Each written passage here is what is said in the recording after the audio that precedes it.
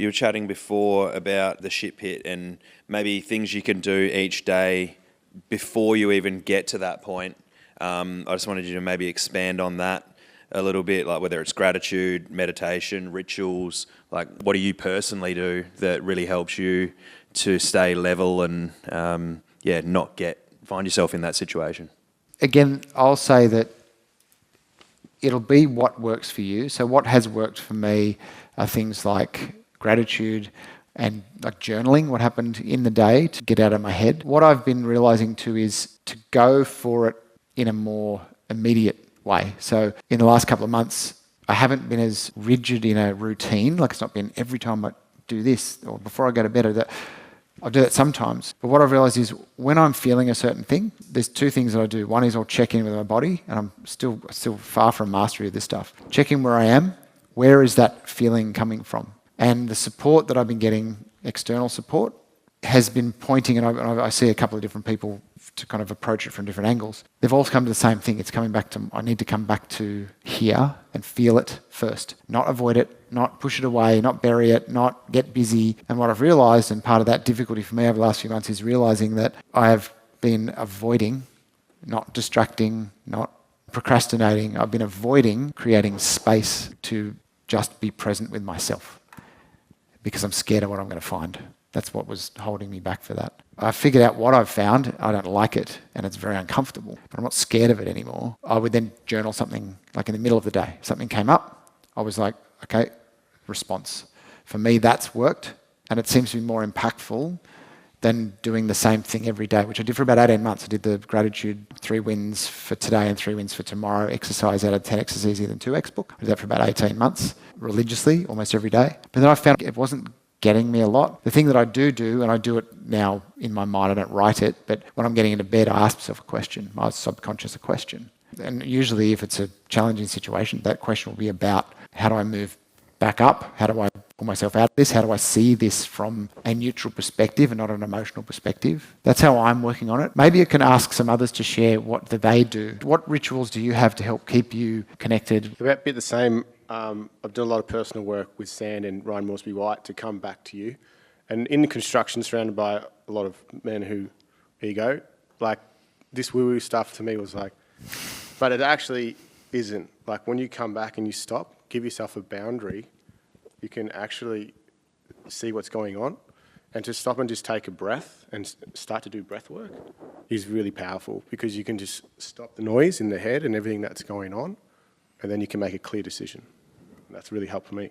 That's awesome. Thank you. Last year, I was really lucky to be able to spend 3 months in South America and trekked Patagonia. And I was at a really survival frequency. And what trekking Patagonia taught me is that nature can really calm you. And so now bringing that back to being in Queensland, I can't always take a trip to the most beautiful place in the world.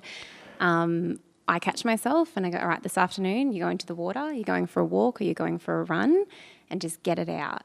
And I think for me, I think even you were saying about of evening is when you can fix it. For me, I've realised it's also about the time of day that you're addressing it and figuring out, okay, I might not be able to solve it when you're feeling the emotion, but trying to put into your day, okay, I'm going to get by the water, I'm at least going to go to gym, or just some form of, it's the body as well. Like we can do the mental and go, okay, well, just think positive and get yourself there, but sometimes you actually physically need to get it out of your body, and that's what I find works for me.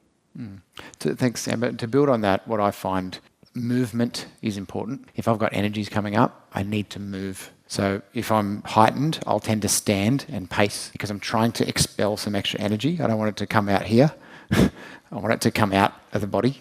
What I'll do too is what I find is quite cathartic for me is if something's coming up, and to get myself back to creating that space is something mundane, like go and fold the washing or wash up the dishes or go out in the yard is actually a good one because it's in nature. I'll get I could get the electric ones out, but I just get my little snips and I go out and I just like snip one of the bushes or a couple and just, get a bit sweaty and hot in the sun or whatever.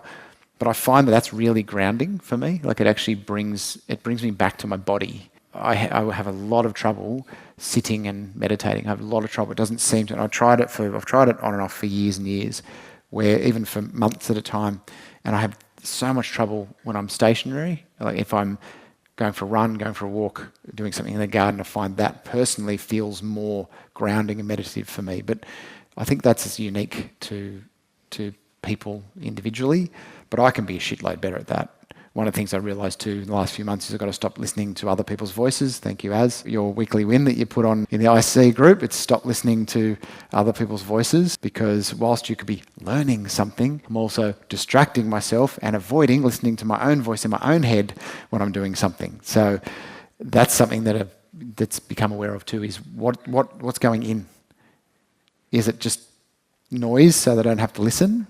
That's what I've had to determine. So for me, when I contract and I end up in the lower realm there, I tend to withdraw at the same time, like I isolate myself. So I've got a system that I check in with a coach once a week. I've got a half-hour session each week, which helps me. It forces me out of that space. Mm-hmm. That's really helpful. And also find myself, when I withdraw, I end up in circular reasonings. I've got this endless loop in my head of how things are shit. And I need to break out of that. But I can only break out of it by talking about it, which I don't want to do, because I'm right and you're wrong. And so talking to a coach is really helpful. So that's my way of getting out of it. And I've also found that everything is very dynamic.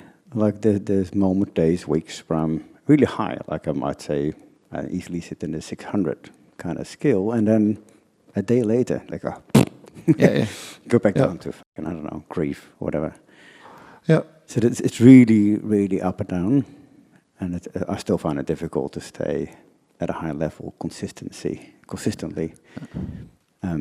People are my biggest love and hate. Like I love being around people, and like after an event like this, I just have to hermit for 2 days. It is an ebb and flow, isn't it? We that's part of life. I don't think we're ever going to just stay like in this kind of up there place and be. I mean, some people take their whole lives to try and get there, to be actually enlightened and things. But having that routine of having to do something, so having a commitment. I have a few PT sessions locked in every week, so whether I want to exercise or not, there's an expectation there. I have to show up, right? I have to show up. And I've set myself a target of how many runs I'm going to do this year, and I've got it on the whiteboard in the kitchen, and I can see it every single day.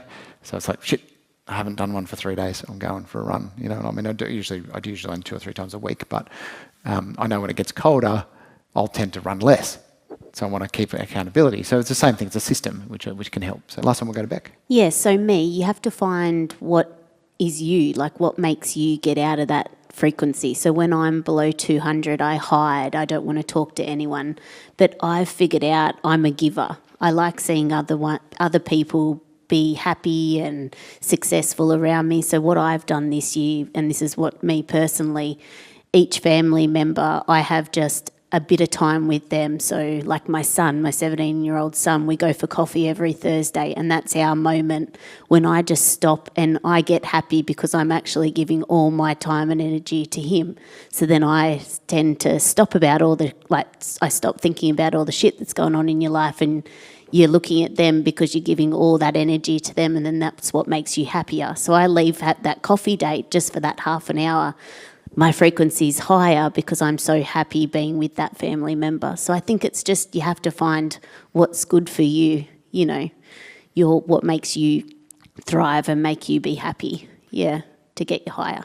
What I feel is that most people get a lot out of service to others. Maybe not at certain points in time, or maybe not yet in the journey, but ultimately I feel some of the biggest rewards I know that I get, this is what I do every day, and my definition of success is the freedom to choose and the impact I have on those around me. That's when I feel successful. If I don't have the impact on people, then it's like something's missing. That's very uplifting. There's a difference between doing that in a healthy way and doing that as an avoidance strategy, right?